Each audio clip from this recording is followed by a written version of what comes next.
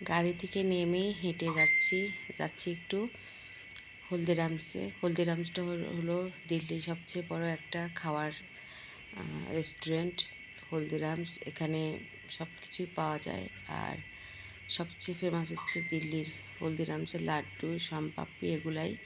তারপর যেতে যেতে রাস্তা দিয়ে আপনাদেরকে দেখালাম ফল টল বসে আছে। আর এই তো হলদিরামসে ঢুকে সব কিছু দেখতেছি কোনটার কত প্রাইস। বিভিন্ন জিনিসের উপর অফার ছিল। টাকাতে নিয়ে যাব কিছু লাড্ডু আর শনপাপড়ি, অনেককেই দিতে হয় তো এজন্য। তো এখানে লাচ্ছা সেমাইও দেখতেছিলাম। তারপরে খাওয়ার অর্ডার করলাম ডোসা। আর দিল্লির হলদিরামসের সবচেয়ে বড় ফেমাস হচ্ছে ডোসাটা। তা আমরা অর্ডার করে আমি কিছু জিনিসপত্র নিব, তো সেগুলো দেখতেছিলাম আর আপনাদের সাথে দেখাচ্ছি কত রকম যে মিষ্টি থাকে হলদিরামসের। এক একটা মিষ্টি এক এক রকম টেস্ট, খেতে এত ভালো লাগে।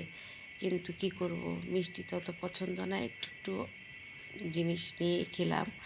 আর ডোসাটা অর্ডার করা হলো। আর এখানে হচ্ছে চকলেট অনেক রকম।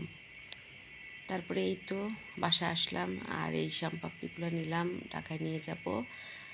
দিল্লির সবচেয়ে বড় ফেমাস হলদিরামস, অনেকেই জানেন। আল্লাহ হাফেজ।